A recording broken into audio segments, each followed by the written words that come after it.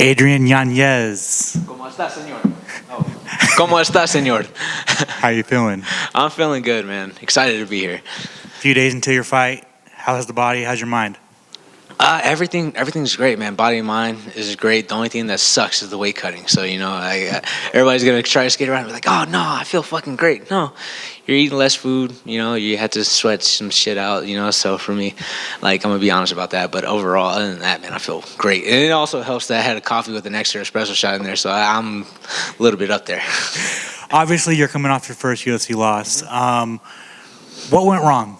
Man, I got away from myself. I wasn't doing the right things. As soon as I was doing the right things in that first minute, but again, it's only 1 minute of the fight. 1 minute of the fight, and as soon as I had him rocked, I instantly tried to go for the kill. And again, it was that weird thing because leading up to the fight, I was like, I know who I have in front of me.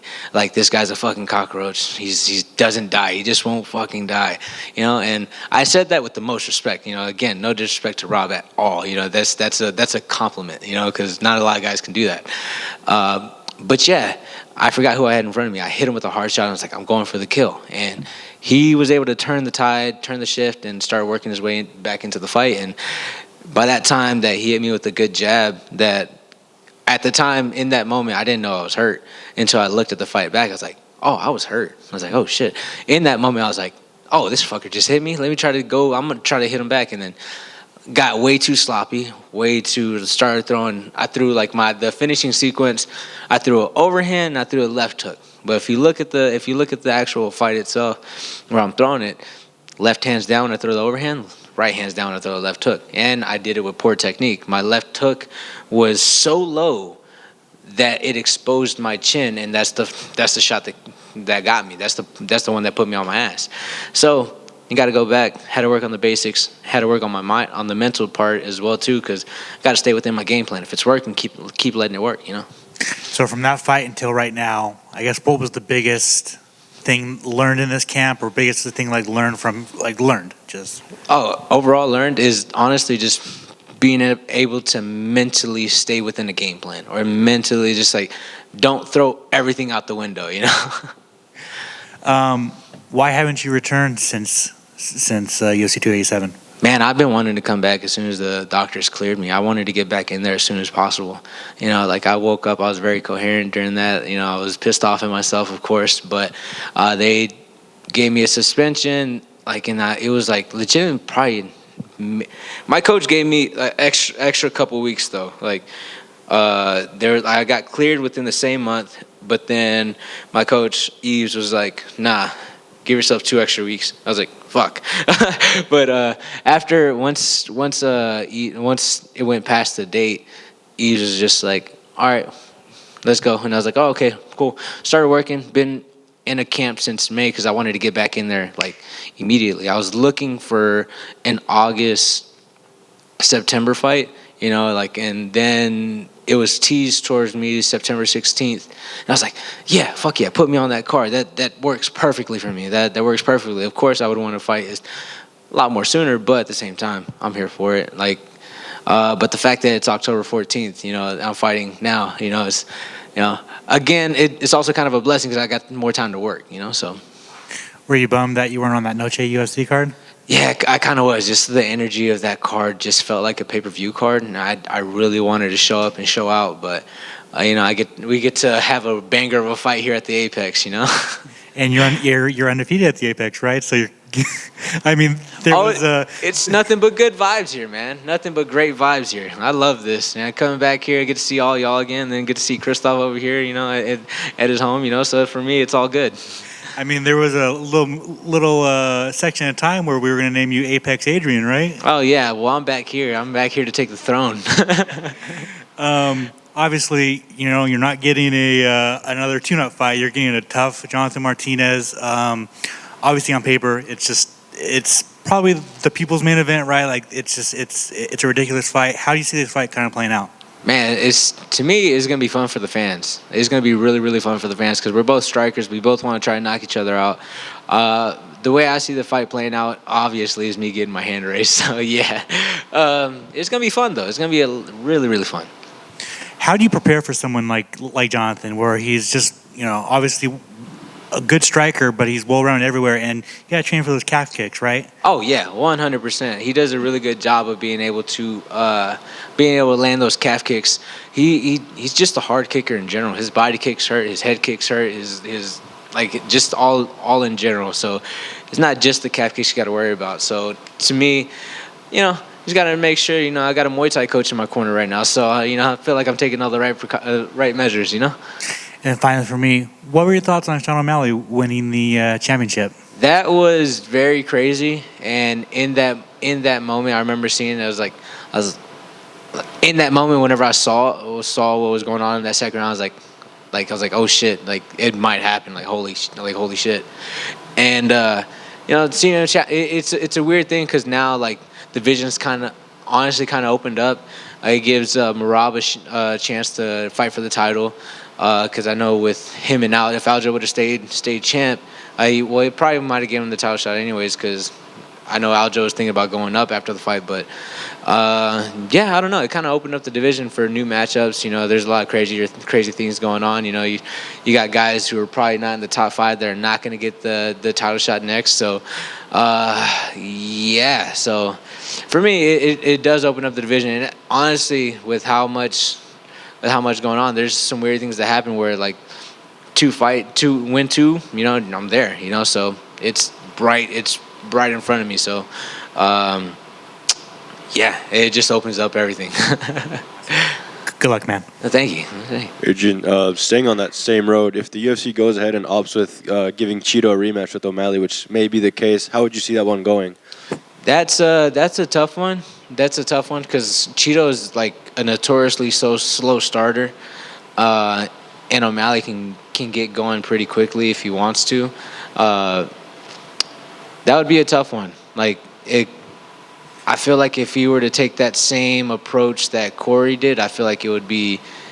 It's definitely a winnable fight for the both of them, but I'm edging O'Malley in that fight just because of everything that was going on before the Cheeto hit him with the calf kick, and then next he's on the ground and gets TKO'd. But I feel like both of them have grown and learned so much from that fight, and I think it wouldn't be the same fight at all. I think it would be a fun fight for the fans for sure.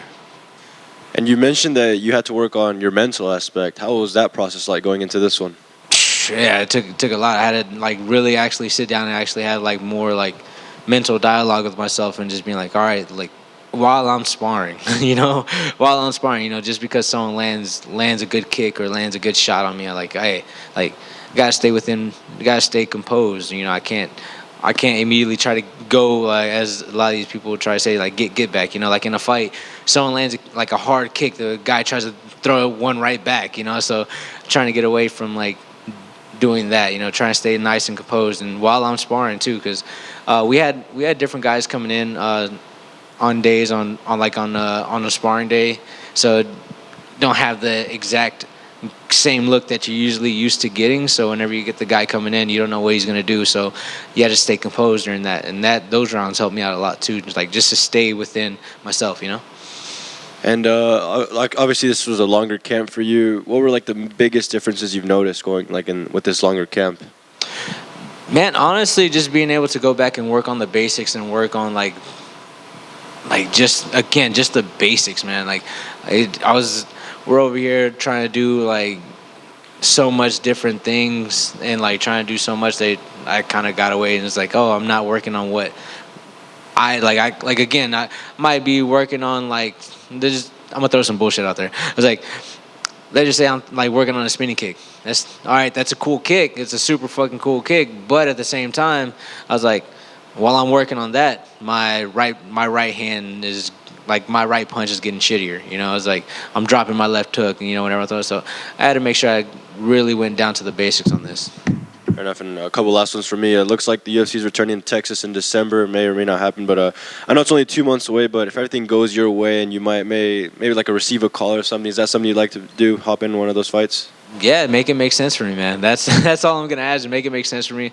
Because especially, I kind of been super selfish these past couple months with my time, and just like because I also coach a lot of guys back in Houston as well too. So I got to make sure they're good as well too. So for me, it has to make sense. If I come out with injuries, then like, hey, that's not happening. But if I come out scot clean, hey guys, make it make sense. Hey, we can bump up pay a little bit. It's fine. But no. I would be up for it. I just know it'd be difficult because, again, I kind of put a lot of the guys on the back burner leading up to this fight, and I kind of want to make them a little bit more of a priority as well too, because I got to make sure like we get wins. Fair enough. And last one for me. Obviously, you saw Dana's adamance towards Mexican Independence Day. Says he wants to do this every year as long as he's here. What are your thoughts on hearing that, and like how excited he is to host Mexican Independence Day events every year? Man, that's fucking awesome, man. That's fucking amazing. Just because, like, kind of going back to my childhood, watching all the Oscar De La Hoya fights, the Mayweather fights on Mexican holidays, to me is just amazing. Like that's where most of my memorable stuff, like, comes from, like with my dad. From watching the boxing fights those days, man. Man, being able to fight on the day that I know that if I was just anybody else, and if it was like I know that day would have been like me and my dad watching fights, So to me, the fact that it's in the sport that I love doing, MMA instead of boxing, me doing that, like, dude, that's so fucking cool. Like I fucking love it, just because it has nostalgia feeling for me in the sense that I used to do this with my dad watching boxing, So for me, I'm fucking all for it. Thank you. Adrian, right here. Season 7 of Contender Series finished last night. As an alum, what are your thoughts on how it's not only helped fighters get into the UFC, but also your journey? Helping fighters get into the UFC with the Contender Series? Yeah. Okay. Man, it's a absolutely phenomenal platform to be on. Like, it gives you a boost. Like every time you step in and you see the war room with Dana White, and you see all those blue those blue squares, like that means something. You came from the Contender Series. You got the red, I believe that's tough, and then you got the blue, it's just Contender Series. Like, it helps boost you up. Like, they're giving you a platform so you can excel and jump up into a higher position. And it's great, man. Like, I'm telling you, like a lot of these guys now that are especially starting to come in are really solid. They're UFC ready, so they're not really signing guys. They're not really signing guys just like that anymore. Maybe a week's notice, maybe, but even if they sign a guy that has and they're been scheduled to fight on Contender Series, most of those guys get called up to the UFC anyways. It's because that's how good they are. So overall, man, for the guys coming in, like, they have to treat this like it's a UFC level fight. I know some guys have walked in being like, oh nah, this is just another fight. I'm in the Apex. Like, guys, y'all don't understand. I was like, fighting in the Apex, like y'all fight, like, y'all in the regional scene. If you're a big ticket seller, you don't have all those tickets there you don't have all those tickets that you sold there at the Apex. Like, you don't have that support. Like, you're coming into a spot where you're just the center of the attention. Of course, you're the center of the attention over there at the regional side, but like, you don't have nobody chanting your name unless you got people that live here in Vegas and all that stuff. But like, you don't have the luxury of like having a whole crowd saying your name or cheering for you or booing you and all that stuff. Like, it's literally you can hear their coaches, you can hear their coaches and all that stuff. Like, man, it's a definitely weird feeling. Well, especially for me, like, when I came from COVID time, so I literally had nobody in the stands. So at least here you get a little bit of stands, but yeah, it's a phenomenal platform. It's a phenomenal platform for people to use that to bump and excel. Like, look at someone like Raul Rosas. Raul Rosas, like, just with the story alone is good, but he jumped to the Contender Series, fought a really good guy in Mando Gutierrez. That's a UFC level type of fight. Then next thing you know, he grunts into the UFC, gets a good solid win, and then just skyrockets him into another stratosphere when it comes to the following and all that stuff. So there's a lot of good things that can happen here. I know you have those videos of what you're watching UFC fights and everything like that. For you, over the course of this last season, I don't know how much you did watch. Mm-hmm. Who impressed you most? Man, I didn't get to watch this much Contender Series because I was like, most of the times that I was like, it was on, I was training, so I was like, I didn't really get to watch too many. But man, I can't remember which one it was. But like I think last night, the guys with the both knees, man, that to me was just pretty cool. But the season before, the guy who impressed me a lot was it Joe Pyfer on that last season? Yeah, Joe Pyfer. Last season was Joe Pyfer. And then kind of segueing into something a little bit more fun. One of the fighters was from Texas, and so I kind of asked him the same thing. What are your thoughts on Whataburger? Because I know you rep Texas. Oh yeah, man. I wish I could have more Whataburger, man. I just couldn't. Yeah, it's fucking good.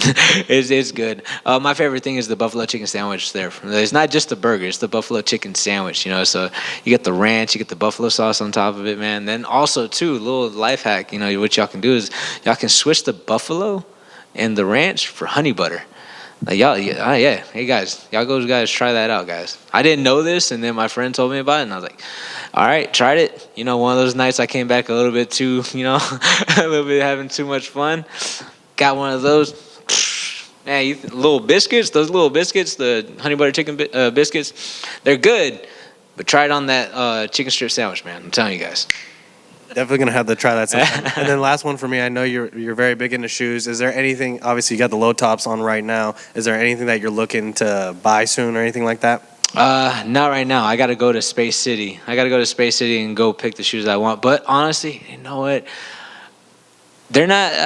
They're good for me. I love them because I don't like the most. I'm pretty basic. These are actually me reaching out, how can I say it? Being a little bit.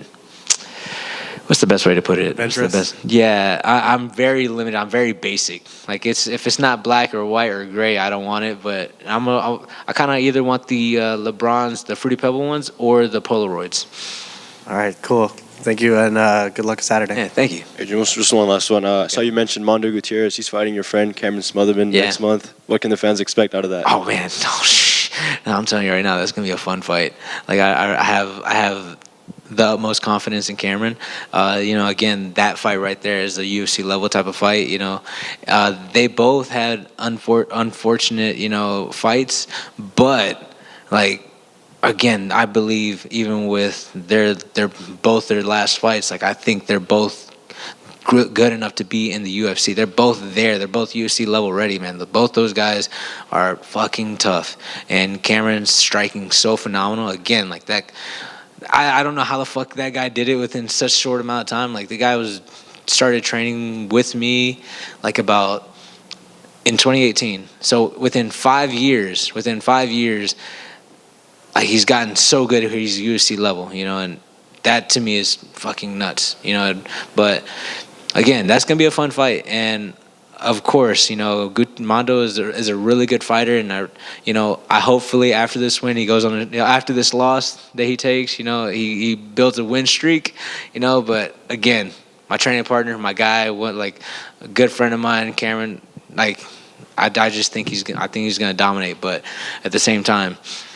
I hope Mondo after that fight goes on a win streak, and gets into the UFC because he's good enough to do it. He's fucking there. He was so close and shit. For me, Cameron's right there too. I feel like he's there. He's been UFC level ready for a while, but that fight's gonna really solidify for him. Just a couple quick ones. Going back, I love to talk about going back to the basics and the mindset and stuff. And I know the confidence you have to get in the cage has to be so incredibly high and always feel that your skill set's better. So when you go back to the Rob Font fight, do you feel that he was better that day, or is it a mistake that you think that you made with yourself with maybe not staying composed when you took that strong shot that you said? Oh no, don't let it get misconstrued. He was doing a lot of slick things in there. He had a great game plan as well too. Like he used throw I was slip. He capitalized on something that I was doing, which not a lot of people will. Like slipping on the inside, throwing combinations. For me, I love doing that. He started collar tying me. I would slip the jab. He already knew that he wasn't gonna land every single jab. What he did know was that if he was in range where I slipped the jab, he can cuff the back of my head and get a single collar tie. And once he knew where my head's at, he knows where he can throw. Just small little stuff like that, small little details. A lot of people will look at the fight and be like, oh shit. They'll just look at it and completely dismiss that. But that's super sneaky, it's super technical. Immediately slip on the inside, you get your back of your head cast, and at a point in time, I was like, oh shit, like, fuck, like, and because everything was happening so fast after the fight, I was like, damn, that's what, like, I prepared for this because I was expecting this, but he did it so, like, it was so unknowingly at the time, but he just did it so good. So I was like, I wouldn't say it was me. It was a mixture of everything. Sure. It could, again, like, kind of like the changing of the tide. Like, I got that first minute, and then all of a sudden the change of tide happened, and then he built off of it, and then it is what it is. Come back better. Yeah, and I guess last one just for this. I mean, what are your keys to victory for this fight? What do you need to happen? To have happen to make sure you get your arms raised? Oh, I gotta be smart. I gotta be technical, and I have to let my hands flow. I can't let them drop either. I gotta throw technically, and I feel if I do that and don't get too careless in this fight, I feel like I'll be coming out with the win. Thank you very much.